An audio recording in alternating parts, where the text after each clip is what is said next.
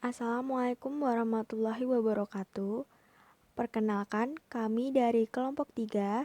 Di sini kami akan membahas tentang latar belakang berdiri dan tujuannya Muhammadiyah, subbab A, B, dan C. Sebelumnya, perkenalkan nama saya Dea Auliana Darisa, NIM 141. Nama saya Rizal Maulana Habib, NIM B200 190 140. Nama saya Nadia Farah Salsabila, NIM B200 190 139. Masuk materi yang pertama yaitu ada intelektualitas dan religius Kiai Haji Ahmad Dahlan.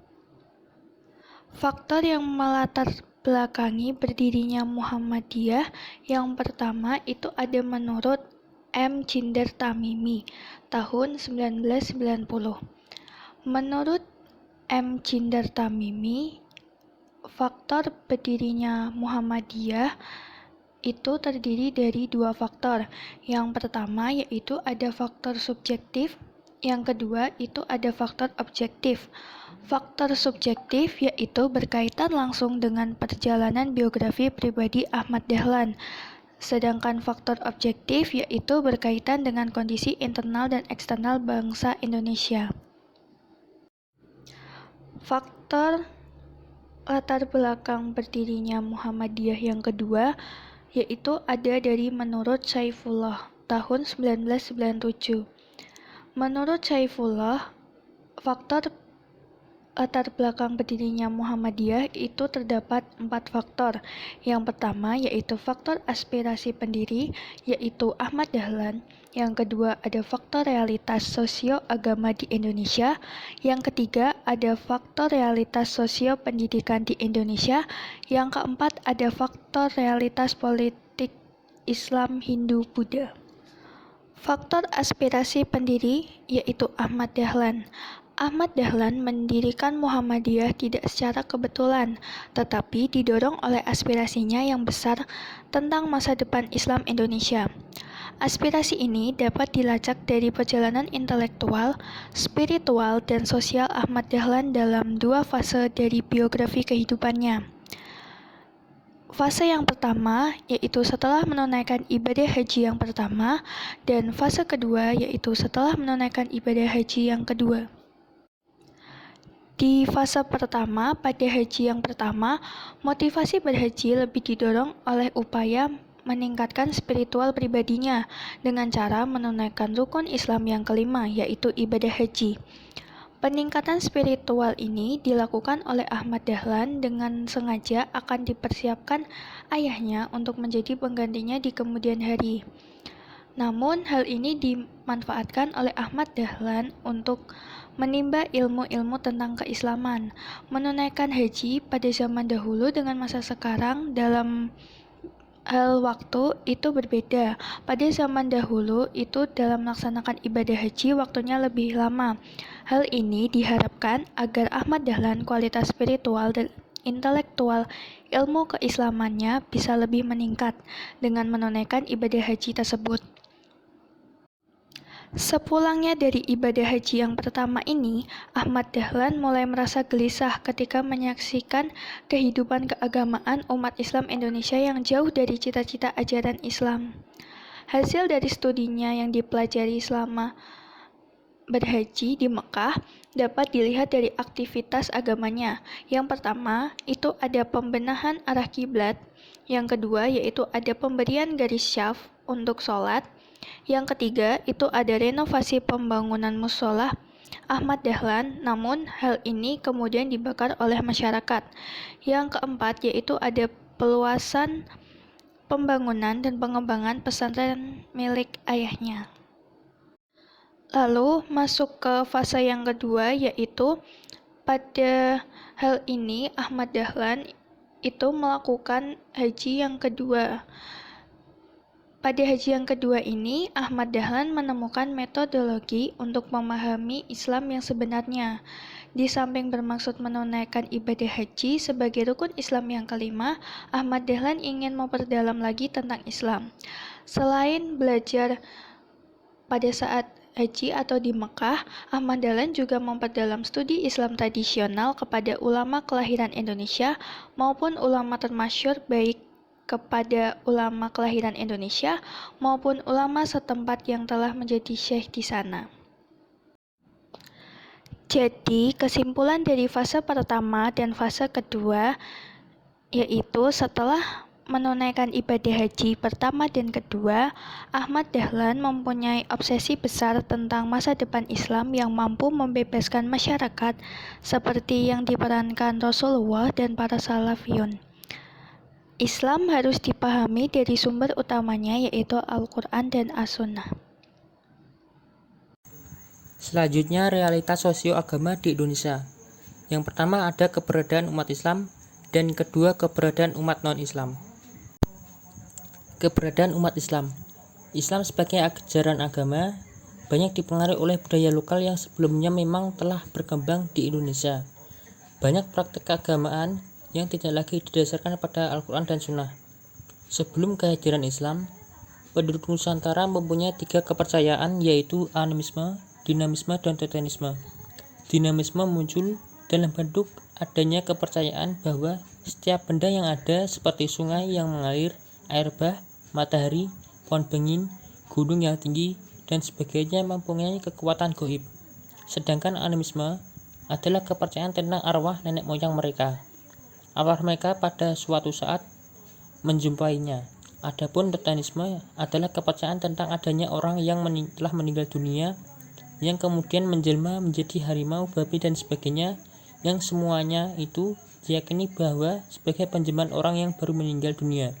Dinamisme, animisme, dan totemisme ini dalam banyak hal senafas dengan pandangan Hindu-Buddha yang telah belakangan ini masuk di Indonesia. Dalam bidang kepercayaan dan ibadah menjadi khurafat dan bid'ah.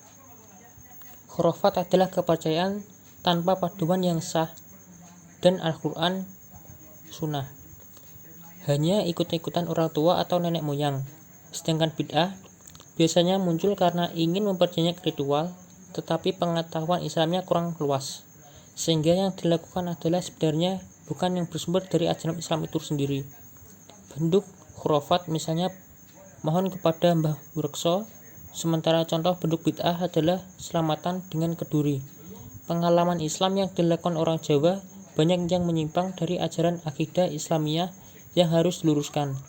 Akibat praktek ini, ajaran Islam tidak murni.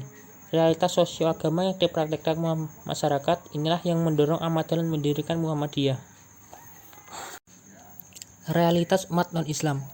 Perkembangan kegiatan misi Kristen di Jawa merupakan faktor penentu yang menyebabkan lahirnya Muhammadiyah. Penetrasi Kristen ini berawal ketika para penguasa Keraton Yogyakarta atas desakan pemerintah kolonial Belanda menyetujui pencabutan larangan penginjilan terhadap masyarakat Jawa. Sejak saat itu, Jawa, wilayah konsentrasi kebanyakan kaum muslim ini, terbuka bagi kegiatan misionaris Kristen. Oleh karena itu, Kiai Haji Ahmad Dahlan mendirikan Muhammadiyah untuk menghadapi kegiatan misi Kristen yang diberi dukungan dan kekuatan luar biasa oleh para penguasa kolonial Belanda. Selanjutnya, realitas sosio-pendidikan. Ada 2 sistem pendidikan yang berkembang di Indonesia, yaitu pendidikan pesantren dan pendidikan barat. Yang pertama, pendidikan pesantren. Pendidikan ini mengajarkan studi keislaman tradisional, misalnya ilmu kalam, ilmu fikih, tasawuf, bahasa Arab, ilmu hadis, ilmu tafsir, dan lain sebagainya. Studi ini banyak diminati orang-orang yang biasanya disebut dengan santri. Proses mengajar belajar di lembaga pendidikan ini juga masih dibilang tradisional. Ahmad Dahlan berpandangan bahwa ada problem mendasar yang berkaitan dengan lembaga pendidikan di kalangan umat Islam, khususnya lembaga pendidikan pesantren. Problem itu berkaitan dengan proses belajar mengajar, kurikulum, dan materi pendidikan. Dalam proses belajar mengajar, sistem yang dipakai masih mengimakan sorongan dan weton. Sedangkan guru dianggap sebagai sumber kebenaran yang tidak boleh dikritisi. Kondisi ini membuat pengajaran nampak tidak demokratis. Fasilitas-fasilitas modern yang sebetulnya baik untuk digunakan dilarang untuk dipakai karena menyamai orang kafir. Umat Islam waktu itu menganggap bahwa hal yang sama dengan orang kafir, maka ia termasuk golongan orang kafir juga. Yang kedua, pendidikan Barat. Pendidikan ini hanya mengajarkan ilmu-ilmu yang diajarkan di dunia Barat. Metode pengajaran sudah mengimakan metode modern. Pendidikan yang diselenggarakan oleh pemerintah kolonial ini tidak mengajarkan ilmu-ilmu yang diajarkan di pesantren. Kebanyakan siswa yang bisa masuk dalam pendidikan yang disebut terakhir ini adalah orang-orang yang dalam kategori GERD disebut sebagai abangan. Nah, dalam pendidikan ini, materi yang diajarkan yaitu seperti materi yang diajarkan di Eropa. Lembaga pendidikan yang dikelola pemerintah ini disebut pendidikan umum. Lembaga pendidikan ini didirikan lebih dimaksudkan sebagai upaya untuk mencetak kader pribumi untuk menjadi pegawai pemerintah kolonial. Siswa-siswa yang belajar di pendidikan barat ini adalah siswa yang berlatar belakang abangan. Dengan masuknya siswa dengan latar belakang ini, diharapkan alumni yang nanti menjadi pegawai pemerintah tidak melakukan perlawanan. Pemerintah kolonial Belanda mendirikan pendidikan sekolah umum pertama kali di Batavia pada tahun 1617. Namun, sekolah ini dikhususkan bagi anak-anak Belanda saja. Sedangkan sekolah bagi anak-anak orang Jawa baru didirikan pada tahun 1849.